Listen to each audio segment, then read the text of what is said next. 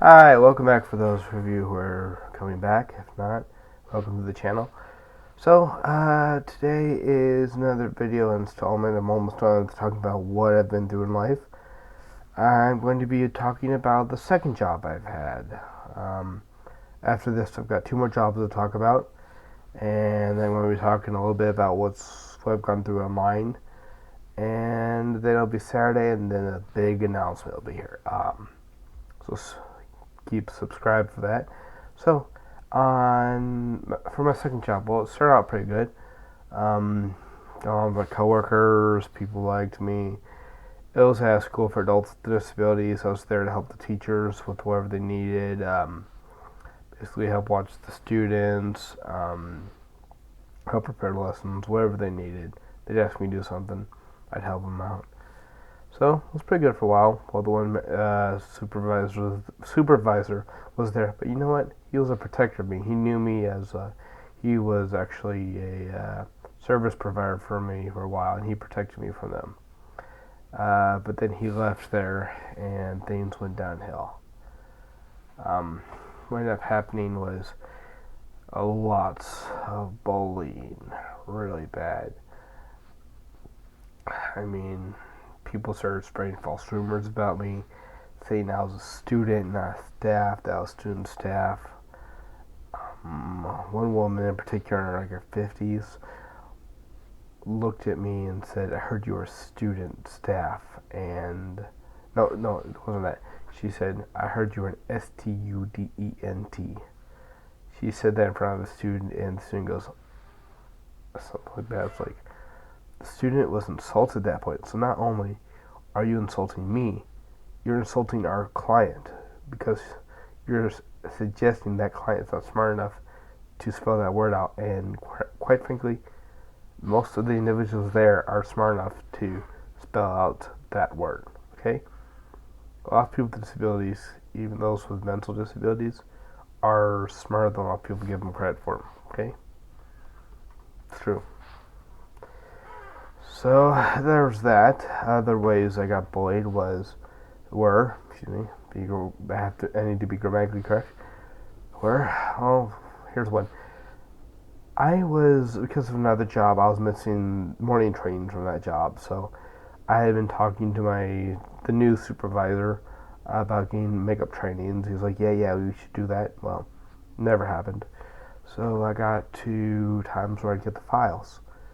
I get client files and just go over them myself and just brief myself, get familiar with the clients, diagnoses, medications, client history, real quick, like what they've gone through in life, things that we need to look out for.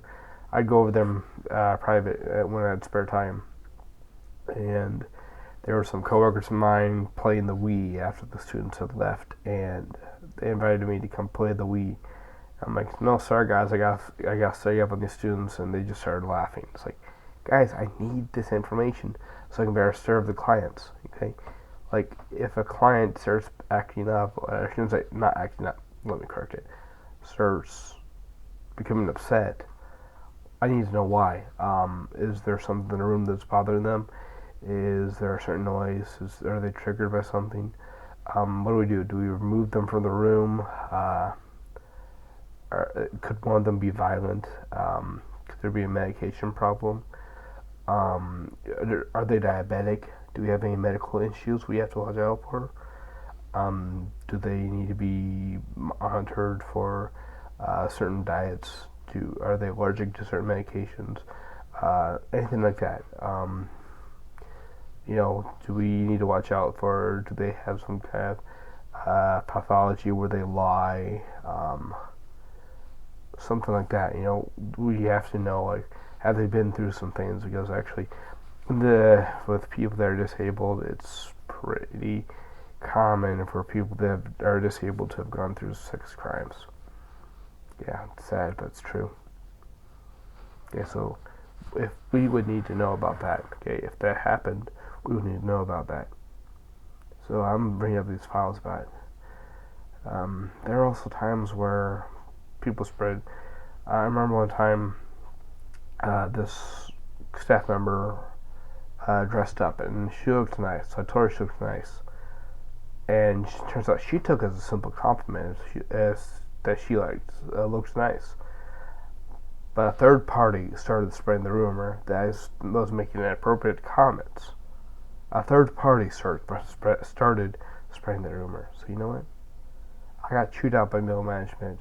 There was no investigation. I immediately got chewed out. Like I was immediately guilty. I don't know because if I'm disabled or because I'm a man, but I was immediately assumed guilty. Okay? Yeah. There was also a time where, honestly, one of the women that bullied me was, I think she was in her 40s or something.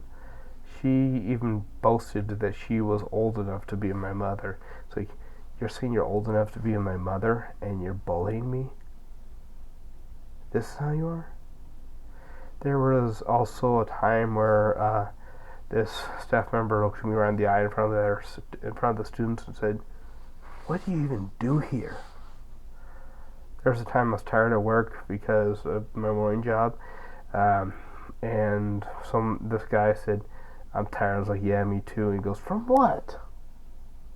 It's like, I've got another job. I can't just be tired. You know? Like, I can't just be tired. And this was horrible. Bullying left and right. There were, these were women up to their 50s that were bullying me. There was a time where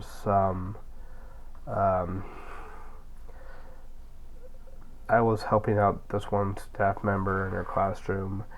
Another staff member walked in and said, "Does she need help?" And that staff member said she can't because I'm in there, and she's like, "He can't do," referring to me, blah blah blah.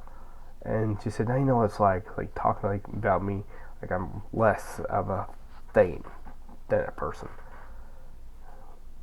There was also a time where this staff member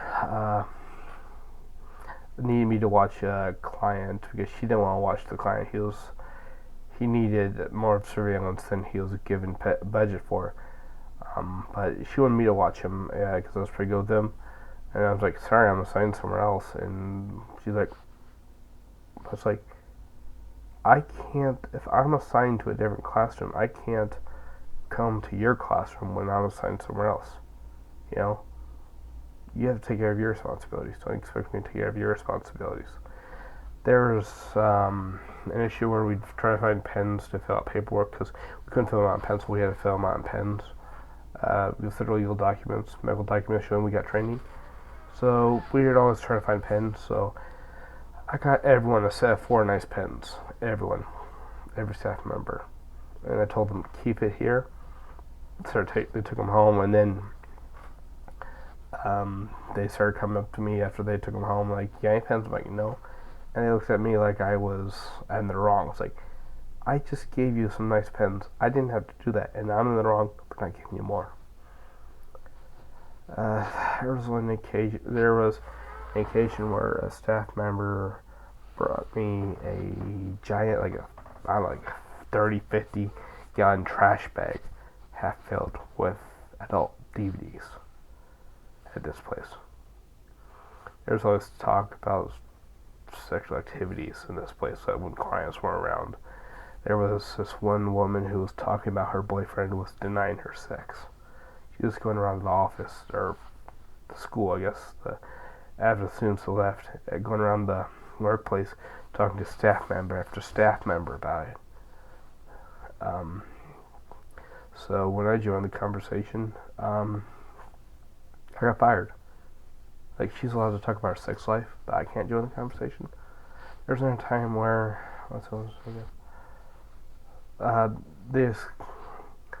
there was some people, I was playing the Wii, and there were some people seated around me, physically around me.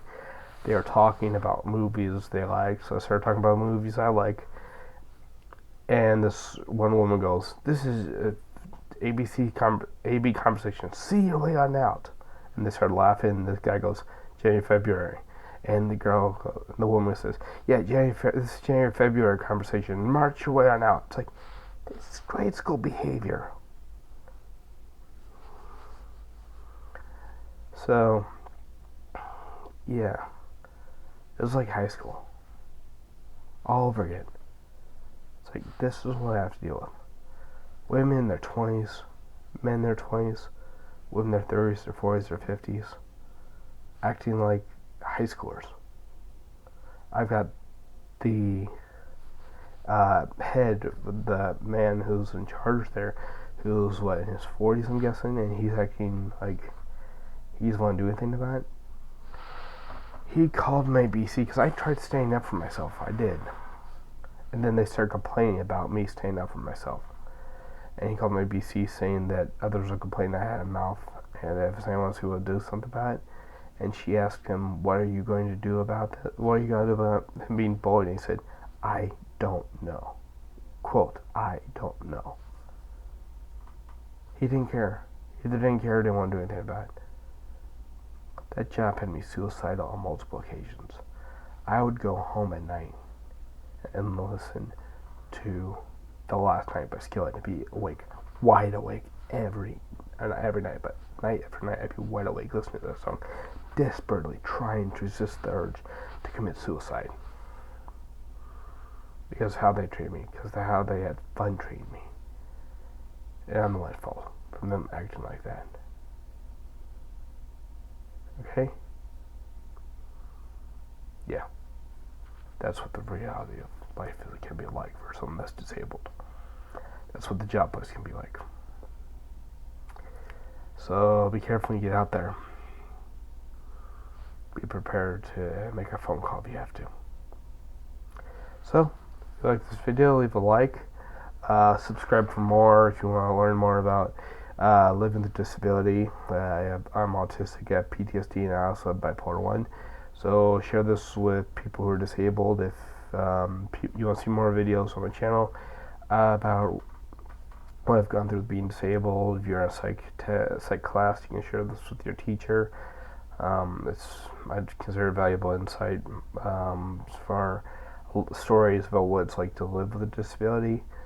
But yeah, subscribe for more, turn on the notifications, and I'll see you soon.